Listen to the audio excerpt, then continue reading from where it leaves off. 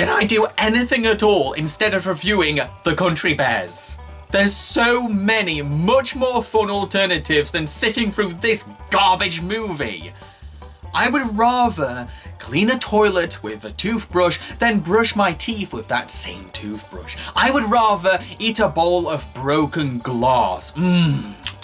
Better than Cocoa Pops. Based on the Disney theme park attraction, Country Bear Jamboree, The Country Bears is about a young bear called Barry. And yes, that is his real name. Who decides to leave his adoptive human family and help his favourite band, the Country Bears, get back together, in a bid to hold a fundraiser gig to save Country Bear Hall, before the evil banker Mr. Reed, played by Christopher Walken, steps in to demolish the place. Right, how do I explain this movie? Well, if you took the beloved classic Blues Brothers film, threw in some talking bears and country music, then sucked out all of its appeal and personality, then presto, you have The Country Bears, a very generic and stale movie. This movie is less about the band playing music together and more centered on the chore of finding each member, a task that's usually resolved halfway through a film like this, so the band can get on with playing music. But the Country Bears decides to stretch this act out into the feature's whole narrative. The Bears don't get to play together until the finale.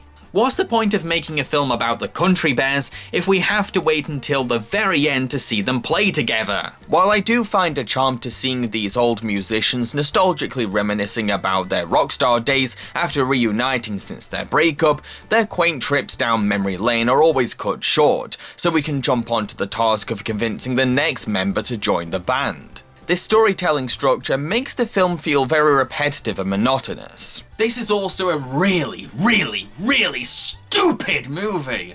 Like a new level of dumb that genius scientists have just discovered. First of all, when we meet Barry and his human family, Barry is not only completely naive about being a bear, which already makes him seem like a moron, but his parents also insist that he's not a bear. I understand that telling your kid that he's adopted is hard to break, I really do, but I get the impression that these parents plan on always putting it off, which isn't the best idea, because it's not fair on Barry, and he may end up finding out the truth from the wrong people, who won't break the news sensitively.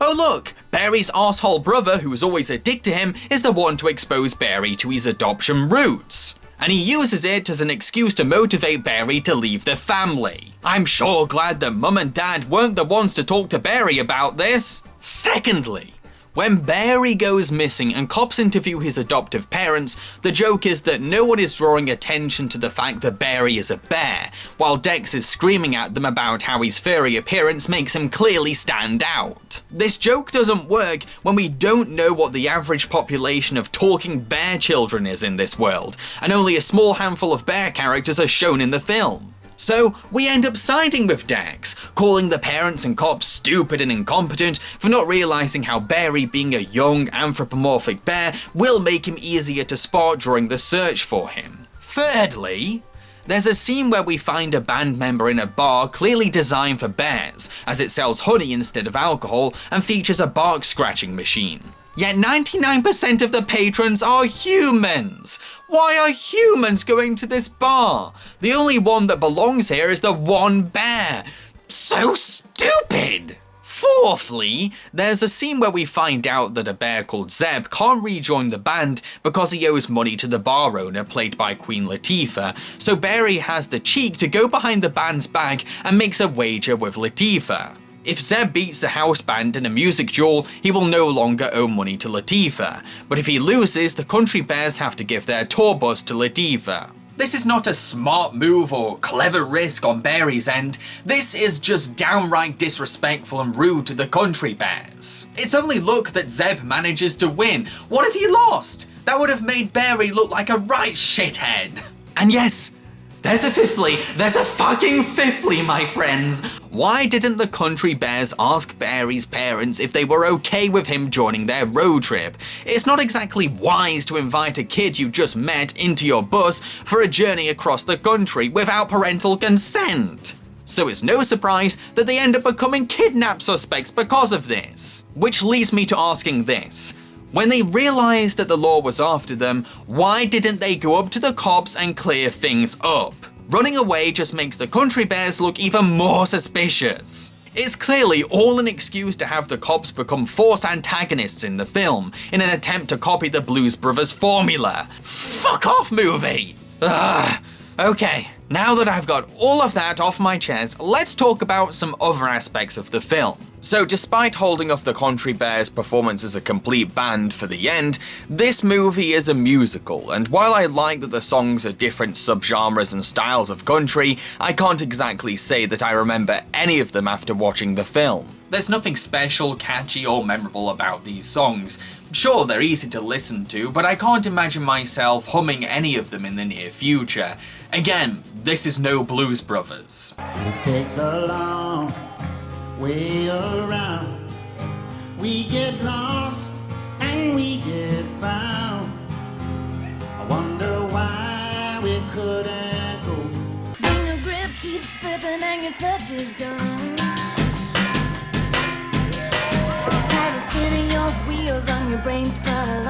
Despite the stupidity of the film and the forgettable vanilla country music numbers, there's a major saving grace for the film, and that's Christopher Walken. Even though he's in a Country Bears movie, Walken embraces his role like it's supposed to be a serious, dark performance, which makes the unfunny material he's been given suddenly hilarious. There's also some entertainingly weird moments from him too, the kind of wackiness that only he can pull off while also retaining his dignity and charm. Whenever Walken was on screen, the film would immediately regain my attention. This man is never boring. What a legend. Oh no! Oh no! Oh no! Country Bear Hall has been crushed!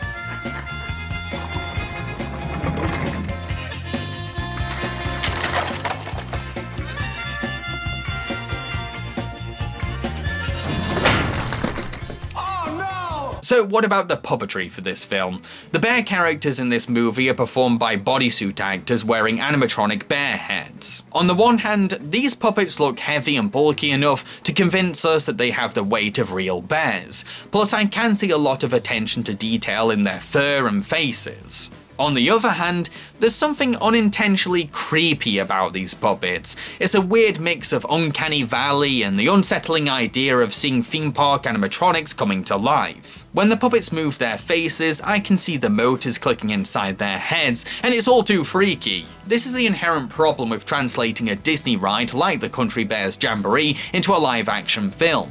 Things are going to get strange. I know that the film's puppets were built by the very skilled and talented Jim Henson Workshop, but to be fair, it's Disney's fault for greenlighting the idea of this project. The Jim Henson Workshop certainly did their best, considering the weird, stupid premise they were given. But the puppet suit actors seem to be struggling with the hefty weight of their costumes, leading to some pretty stiff and unconfident performances from their end. The animatronic heads appear to be doing most of the acting, which creates a disconnect between the heads and the bodies. However, I have to say that most of the bears' voices are pretty good. While Haley Joel Osment is kind of bland as Barry. What's that? A sign. Yeah, but destroy. Right. Well, they're gonna tear down Country Bear Hall. Tear down Country Bear Hall? Yeah. Tear down Country Bear Hall? The adult actors, which include the likes of Stephen Root, Toby Huss, Brad Garrett, Kevin Michael Richardson, Candy Ford, James Gammon, and Didrik Bader, bring a charming southern state drawl and aging richness to their characters. Oh my gosh, you're the Country Bears. You know who we are? Sure. You guys inspired me to go after my dream to become a famous singer. Did you make it? Yeah, Fred, she made it. She just works here for the free uniform. Sorry, no offense. Although, it's a little weird when a bear's speaking voice changes drastically when they sing. For example, Tennessee the Bear's speaking voice is done by Toby Huss, and his singing voice is provided by Don Henley. When listening to the change, it's like hearing Joe Jack from King of the Hill suddenly turn into Bryan Adams. Oh, Trixie. Well, I'm all a mess on account of how much I miss you. I know Tennessee. Don't look at me like I'm a stranger now.